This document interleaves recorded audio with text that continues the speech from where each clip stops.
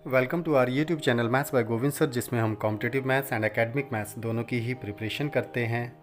Work and time का individual based question है। A can finish a certain work in 16 days while B can finish it in 12 days alone. They started working alternately one day each starting with A. In how many days the work will be finished? Options हैं 12 days, 13 days, 13 holes 5 by 7 days and 13 holes 3 by 4 days.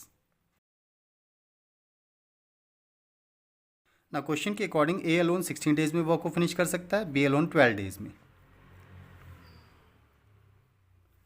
तो इस data के basis पर हम पहले find करते हैं इनका टोटल वर्क कितना होगा।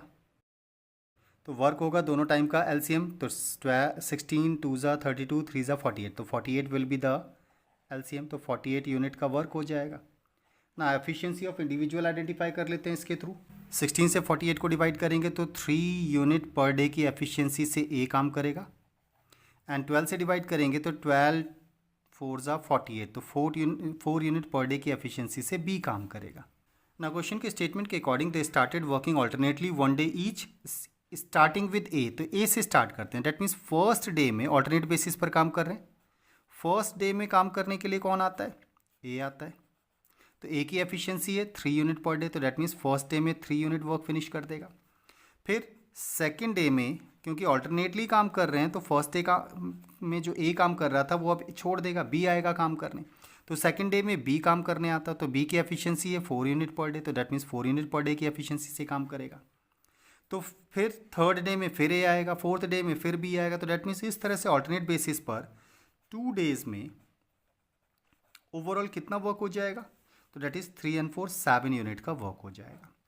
ओके, अगर 2 डेज में 7 यूनिट का वर्क हो रहा है तो टोटल 48 यूनिट में 7 यूनिट के कितने पेयर्स बनेंगे, पहले इसको आइडेंटिफाई करते हैं। ऑल्टरनेट बेसिस के क्वेश्चन को सॉल्व करने की स्ट्रेटजी यही रहती है। 2 डेज में 7 यूनिट, तो 48 यूनिट में 7 यूनिट के कितने पेयर्स बनेंगे? तो 7 से डिवाइड किया, 7 6 ज़ा 42, 7 7 ज़ा 49 ज़्यादा हो गया, तो 6 पेयर्स बन सकते हैं।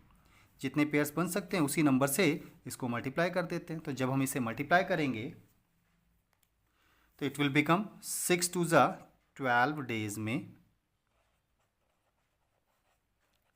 7 6 ज़ा 42 यूनिट वर्क फिनिश हो जाएगा।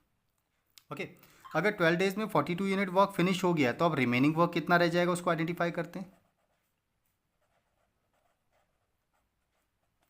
48 यूनिट में से 42 यूनिट अगर वर्क फिनिश हो गया तो रिमेनिंग है 6 यूनिट।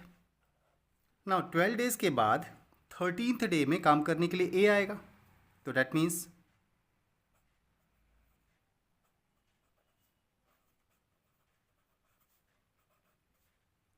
ए आएगा, और ए एक दिन में 3 यूनिट वर्क फिनिश करता है, 6 यूनिट बचा हुआ, तो डेट मीन्स 3 यूनिट पूरा काम कर लेगा ये।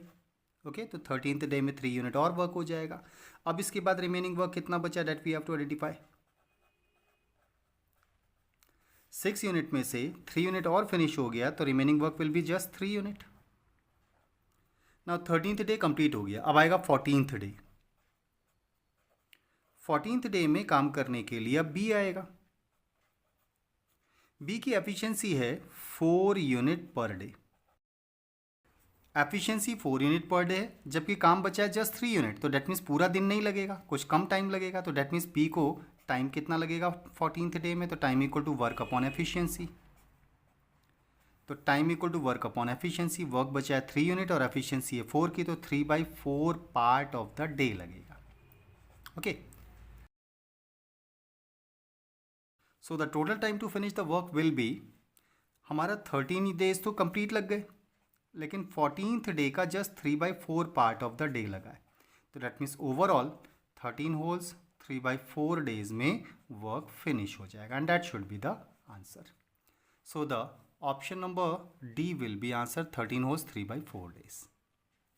क्वेश्चन में एक्सप्लेन किया गया कॉन्सेप्ट अगर क्लियर हुआ हो तो चैनल को सब्सक्राइब, लाइक एंड शेयर जरूर करें, साथ ही बेल आइकन को भी प्रेस करें जिससे आने वाले वीडियो का नोटिफिकेशन आपको तुरंत मिल पाए। Thank you.